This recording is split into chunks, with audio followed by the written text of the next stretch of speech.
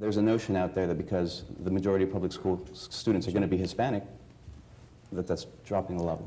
I'll start. I take kind of exception with the premise of the question, because I would say there are people who absolutely want to make a direct correlation, and that's unfortunate. The Texas public schools found themselves in a tough spot, but every district is different. So every district within House District 52 is different. I have one school district with a $241 million fund balance.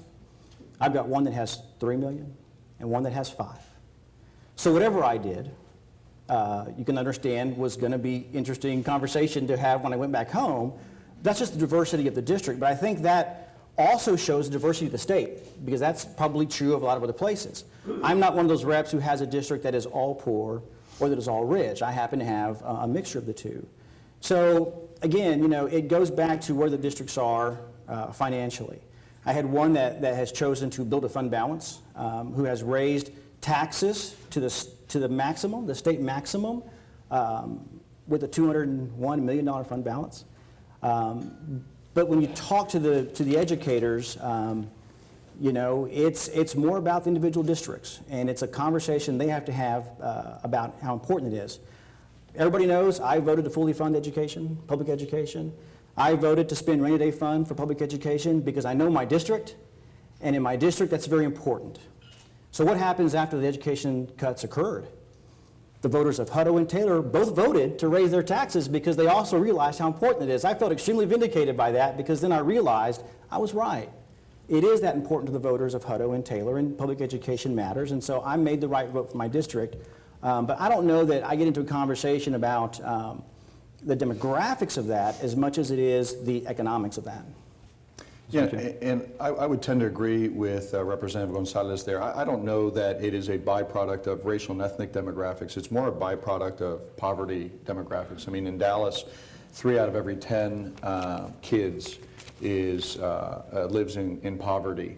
About 180,000 kids in Dallas County are considered undernourished. In Dallas ISD, over 80% of the kids are eligible for free and reduced lunch. There's a significant poverty component. Without overlaying racial and ethnic demographics to that, I mean, those are some of the things that we're dealing with. And I also voted against the education cuts last session. And when you're talking about communities, whether they be considered racial or ethnic communities or just communities around the state that are devastatingly impacted by poverty and hunger. And then you cut $5.4 billion from that infrastructure of opportunity that helps get people out of poverty, helps get kids out of poverty. I mean, I saw this in my own family.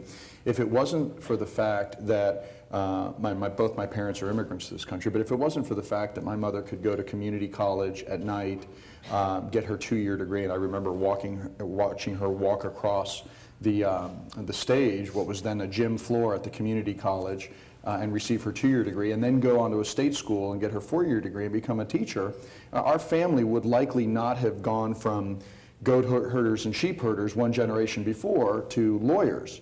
My parents actually think that's an improvement, but I know some in the audience may not. It is that infrastructure of opportunity, the cuts that devastated K-12, the cuts that devastated higher ed last session, that it is dismantling the one thing that Dr. Murdoch, and I think Larry would agree, and I would agree, is necessary to get people out of poverty. We don't get to pick our parents, right? The kids in Dallas County who are in poverty didn't say, hey, I want to pick poor parents. So it is our responsibility as government to say, we're going to create that infrastructure, that healthcare infrastructure so kids aren't sick. An infrastructure to combat poverty and hunger so kids don't go to school undernourished or malnourished. The infrastructure of pre-K through 12, the infrastructure of higher ed, so we can lift people out. And that's the only way this state is going to survive.